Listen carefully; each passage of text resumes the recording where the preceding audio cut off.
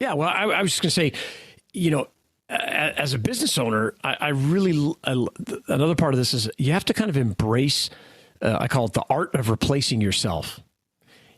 Once you start to feel like, okay, it's going, maybe they don't need me. I've got a sales manager, or I've got whatever for your business.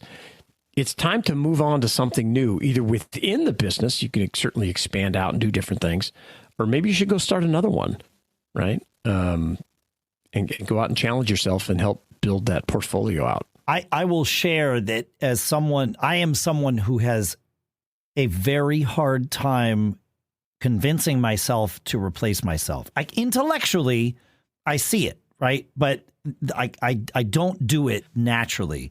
So I just let my wife do it. Well, right. And it works great. She is smarter than me when it comes to that. And she's worked with me, and she would say, they don't need you here anymore. And I'd be like, really? Then it takes me about a year. And then I finally agree. Okay. So it's okay. So you have the same problem I do. Yeah. Yeah, I do. Yeah. But if you don't have someone that's telling you this, and you probably do, you may just not be listening to them. But if you don't, or if you need a little extra push, or like me, if you need something to fill that emotional void, because I even though again, intellectually, I know like this business can run without me. I have this thing where it's like, well, I need to be involved. I need to do this thing. What makes it much easier for me to emotionally detach is to have something else.